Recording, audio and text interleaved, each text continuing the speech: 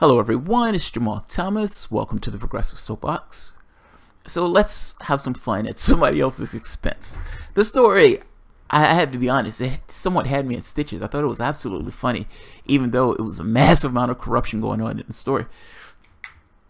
I called this guy the real life Walter Mitty, the guy who's sitting up here in the corner. Mr. Beale. Let's take a look at this article. Climate change expert sentenced to 32 months for fraud, says lying was a rush.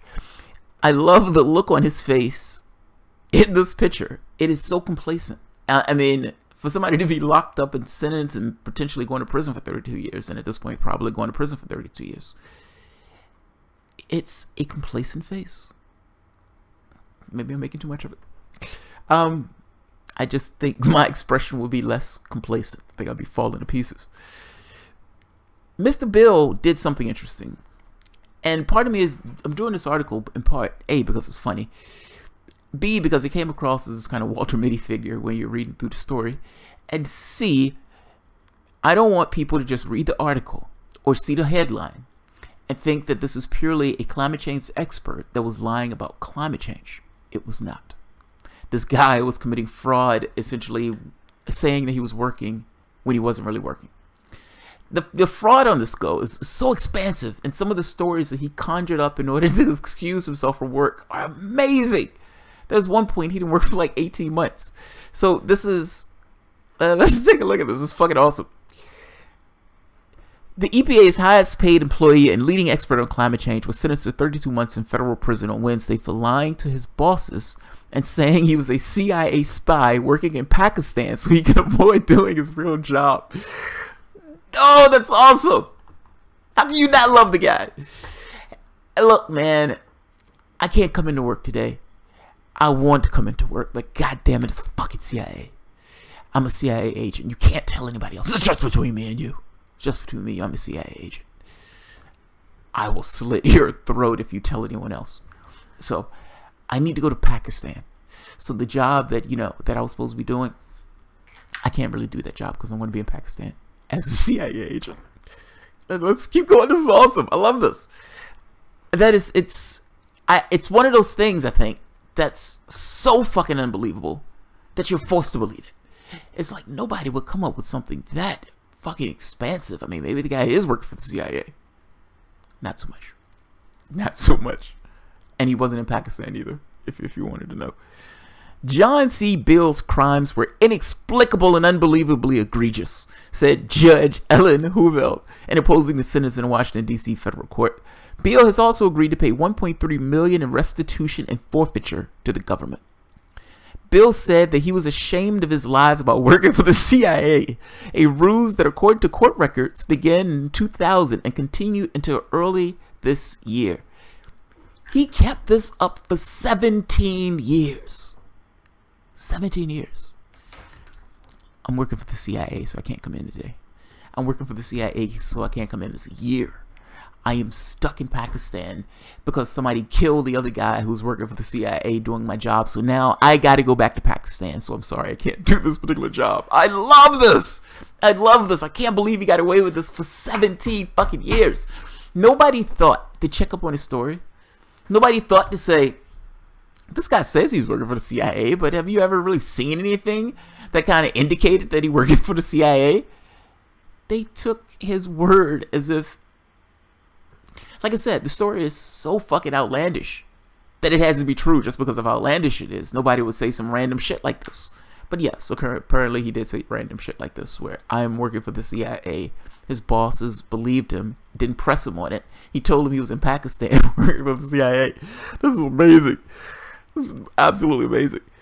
What do they expect? This guy, he's a climate change expert. Why do you think he's fighting terrorism in Pakistan? Like, this just seems insane to me. Your bosses understand. It's like, I'm trying to think of a scenario. It's like you having somebody who's an expert at agriculture. Let's say the guy was really good at agriculture. And he was an agriculture expert. And he works at a university. And he tells the university, his boss, he says, look, I can't come in today The CIA has drafted me to fight ISIS in Pakistan. Okay. But wait, you're an agriculture expert. What the fuck are you doing with the CIA working in Pakistan? The job doesn't line up. What on earth do they expect a climate change expert to be doing with the CIA in Pakistan? And why on earth wasn't this slide challenged the first time it was brought up, the second time, the third time, the 5th year, the 10th year, the 17th year? 17 years. That means that he, for the most part, just fucked off whenever he wants. Look, the CIA needs me. I need to go. That's amazing. The outlandishness of it is amazing in and of itself. But the Walter Mitty, like, narrative of this. Like, he's spun this amazing narrative of himself. This John Bill, expert at climate change, CIA agent in Pakistan, fighting terrorism. I love it. I love it. I fucking love it. Why did I do this? Greed. Simple greed. And I'm ashamed of that greed, Bill told the court. He also said it was possible that he got a rush and a sense of excitement by telling people that he worked for the CIA. It was something like an addiction, he said. Bill pled guilty in September to bilking the government out of nearly $1 million in salary and other benefits over a decade. He perpetrated his fraud largely by failing to show up at the EPA for months at a time, including one 18-month stretch starting in 2011 when he did absolutely no work. His lawyer acknowledged in his sentencing memo filed last week. He was working in Pakistan for 18 months for the CIA. The guy's a climate change expert. What the fuck is he doing in Pakistan? When Havel asked Bill what he was doing when he claimed he was working for the CIA, he said, "I spent time exercising. I spent a lot of time working on my house." He also said that he used the time trying to find ways to fine-tune the capitalist system to discourage companies from damaging the environment. I spent a lot of time reading on that. He was bettering himself. Hey, when you said you were working for the CIA in Pakistan fighting terrorism as a climate change expert, what were you actually doing? I was trying to fine-tune the capitalist system. And working on my house. All by myself. I love it. Prosecutor Jim Smith said Bill's crimes made him a poster child for what is wrong with government. Oh, God. And, of course, the Republican Party, disliking the EPA, looking for anything to hit the EPA over the head with, starts going in. We need investigations. We need investigations. We need more investigations. We need more investigations. Let's see. But the thing is, this is, again, nothing to do with climate change. This guy was bilking the government by not showing up to work. And yes, it was fraud, but that has nothing to do with the climate science associated with the climate change thing. The information and the data associated with climate change. This guy has nothing to do with that. I'm just trying to make that very clear. The fraud that they're talking about is not regarding the information and the data associated with demonstrating human causing climate change or global climate change. No, he was just advantaging himself. He was just advantaging himself at the expense of the taxpayers. Let's see. Here we are. There's a little bit more to this that's interesting. In September, Bill, who serves as a senior policy advisor in the agency's Office of Air and Radiation, pled guilty to defrauding the U.S. government out of nearly $900,000. Now, let's see. All right, here we are. John Kern, Bill's lawyer, declined to comment to NBC News. In a pre-sentencing memo, he acknowledged his client's guilt, but had asked for leniency and offered a psychological explanation for the climate change expert's bizarre tales. With the help of his therapist, wrote Kern, Mr. Bill has come to recognize that beyond the motive of greed, his theft and deception were animated by a highly self-destructive and dysfunctional need to engage in excessively reckless, risky behavior. Kern also said Bill was driven to manipulate those around him through fabrication of grandiose narratives that are fueled by his insecurities. 2 congressional committees are now pressing the EPA, including the Administrator McCarter, for answers on handling of Bill's case. The 2 Inspector General's reports fault the agency for a lack of internal controls and policies that allegedly facilitated Bill's deception. For example, one of the reports states Beale took 33 plane trips from 2003 to 2011, costing the government $266,190.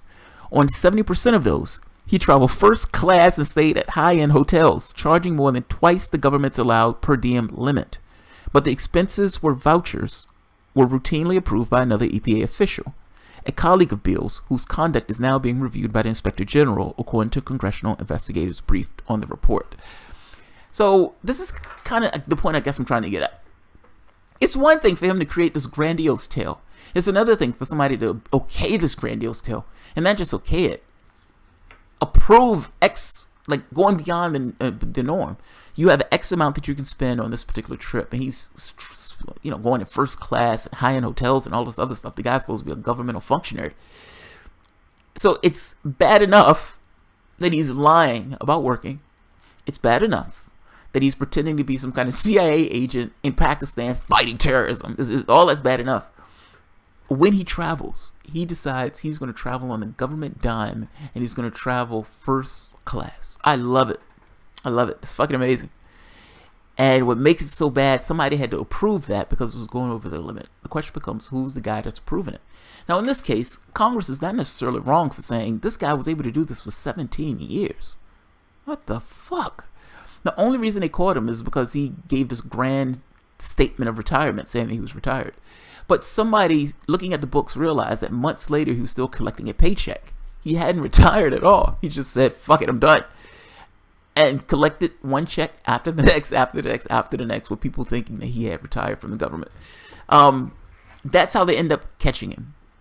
Greed. If he would have took his winnings and just went home, nobody would have known about this. The story wouldn't be in the media, and this guy wouldn't be going to prison for all of these months. It's amazing. Absolutely amazing. Let's see.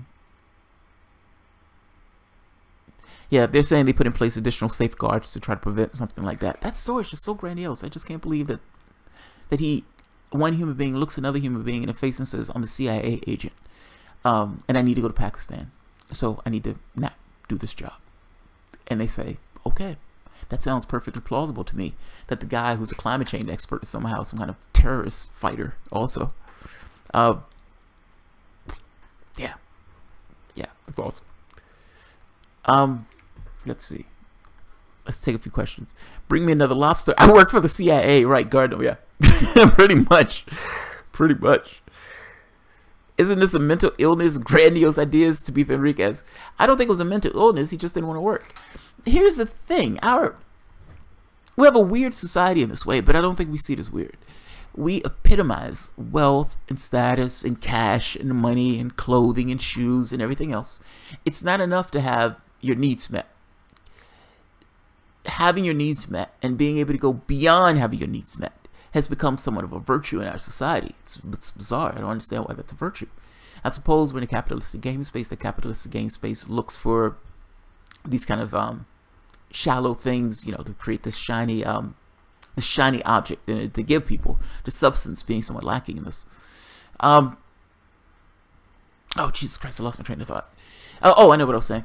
Yeah, the society itself, though, propels this. It pushes this type of behavior where status and all this other stuff is raised to you know, glorifying heights. This guy says $40 billion, and society doesn't look and say, oh my God, how did this guy accumulate all of these resources from us in this way? No, whatever he says has meaning. Whatever he says and does and all this other stuff becomes topic of discussion. He becomes an important person. He may not have two brain cells to rub together, but what he says is important. It will be carried by the media and everything else. That's so. The cash in and of itself becomes somewhat of a virtue, even though in a real reality, what it means is this particular person has resources at the expense of somebody else. You could put this guy on trial. The thing that they didn't put on trial is the society that this guy was raised in. Could they make a case that this is somewhat of a mental illness? I think one thing led to the next, to be honest. But it's kind of besides the point. In a different society, would a guy have behaved in this way? And even in that different society, let's say the guy did behave in this way, how do you deal with this particular thing? Do you put the guy in prison for 20-something months?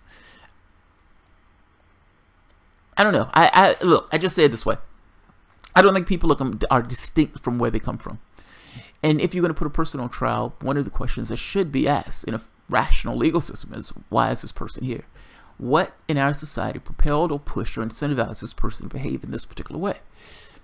Our society doesn't do that. It doesn't come up in that way. We look at the person as purely as individual. That person is atomized and he's separate and distinct. And if he does something, he did it purely on his own merits, not because anything else from outside of himself was pushing him to do that particular behavior. It's patently absurd, but that's the position that the courts take. This story was funny to me. This story was somewhat funny to me. It was just so outrageous. Immensely outrageous. Gardome, how do we handle it? We give him a real job at the CIA. He's pretty good at gaming systems. What do you think? He's a great liar. Put him to work. Put him to work and lie. Oh, yeah, that's funny. Lack of money is viewed as a moral defect. To be Enriquez, yeah. But in the same, but you're saying the same thing, just in the opposite of what I'm saying. It's like in the same way that in a rational world, me having my needs met is enough. Having access to all of the things I need is all the things that I need. If I need to mow my lawn, having access to something that allows me to mow my lawn is all I need.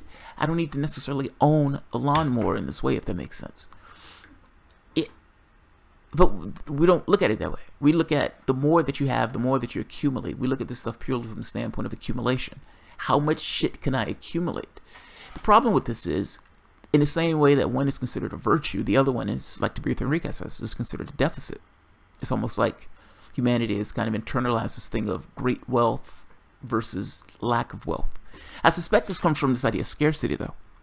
Like our evolution, evolving from having nothing, living in caves and all this other stuff, where you have this flaw of needing labor. You need something to actually do the work because you, as a human being, don't have all the things that you need to persist. And so you're stuck in this thing of accumulation. I need to accumulate enough to make sure I have the things that I need. I need to accumulate enough to make sure that I have the things that I need. What does this look like evolving over the course of fucking thousands of years? What does it look like? With some race or beings that started off with not having enough, and once they get the technical acumen to have enough, will they hoard that stuff with this kind of primitive mentality of how things were? I need to make sure that I have enough, as opposed to the rational perspective of all of us have enough. We don't necessarily need excess in this way.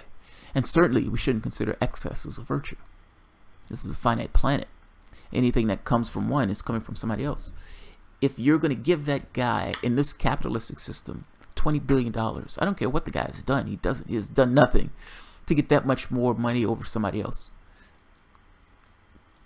And somebody else is living on the street. Those things are not separate and distinct from one another. That's what I'm saying. I guess that's the point I'm trying to make. But I'm wondering if this capacity for greed and hoarding comes from this kind of primitive mentality of not having enough at some point. And then once you're getting enough, being terrified of losing it. Now, some of this is just status. I have this much cash. I love having this much cash, and I love the status that this affords me, so I in no way want to dismantle a system to which I advantage myself on. So I get it on that level. Yeah. Tabitha Enriquez, I agree with you. The society considers this a deficit. I agree.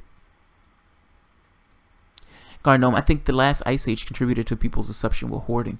I think so too, man. I think it's this kind of subconscious thing. But I think at the point where the person gets those things, they look at it in a way of, I want to keep this. I don't want to lose this. And I think just human beings, take those people off the map. Just regular human beings want to have their needs met. And I think they understand this thing of not having enough. And in an odd way, not having enough, like Tabitha Enriquez said, it became a deficit. In the same way that having a massive amount became a virtue. Neither one of those things are true.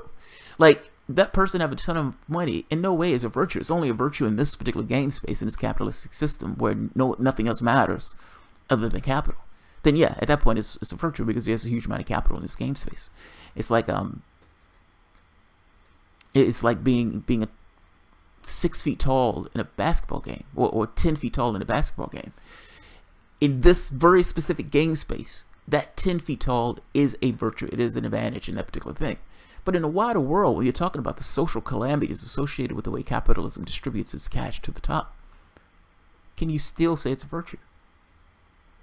with the amount of poverty and the amount of suffering that's taking place all over the globe, even if you want to come just into the United States, we have third world conditions in some of these places. Can you still consider it a virtue? I don't think so. All right, I have one more. Charles Ponzi, it's about power and control. Agreed. Low interest rates encourages debt and discourages people from saving. Charles Ponzi.